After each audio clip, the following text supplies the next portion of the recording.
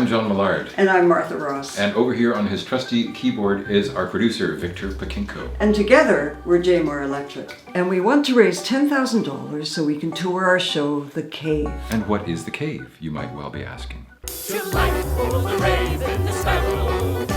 To life for the whale, for the bear. And the beaver and the heron, the crow and chickadee, the fox and the snake and the hare. To life for the raven, the sparrow. To life for the whale, for the bear. And the beaver and the heron, and the crow and chickadee, the fox and the snake and the hare. Tra-la-la.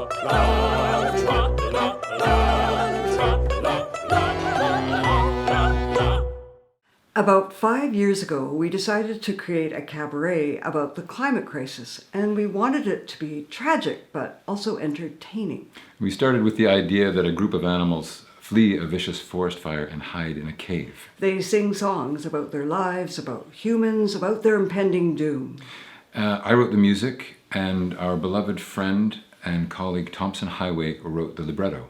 And I wrote the book and assembled the show. And John's actually in the show, and he discovered this very funny narrator, banjo-playing character guy. Guaranteed, after witnessing tonight's spectacle, this feast for the eyes, this meat for the soul, you will walk away thinking of something that haunts the world in its entirety. So now, it's time to turn off your cell phones, sit back in your seats, and hang on to your socks, for you will need them to wipe dry your eyes. And then, under the leadership of our director, Adam Paolazza, and the music director, Gregory O., we hired all the performers, musicians, and designers. And also our brilliant animator, Bruce Alcock. Psst, talk about the tour. Yes, the tour.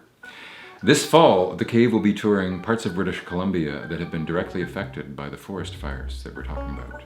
We start off in Kelowna, and then we move up the road to Vernon. And then over to Revelstoke, and then down to Golden, over to Cranbrook, and then Nelson. And then we finish with 2 weeks at the Cultch in Vancouver. Which is so fantastic, but we don't have enough money, which is why Victor is on his computer day and night trying to make the numbers work.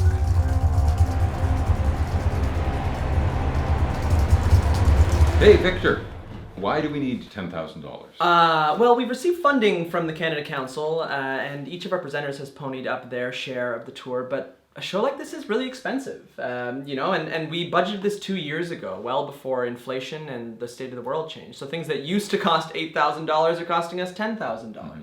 You know, $10,000 goes a long way. It's a big tour, there's 17 people on the road, but it could cover a week of accommodations or a week of per diems or van, truck, gas rental. Bottom line is, if we don't raise this $10,000, we're fucked.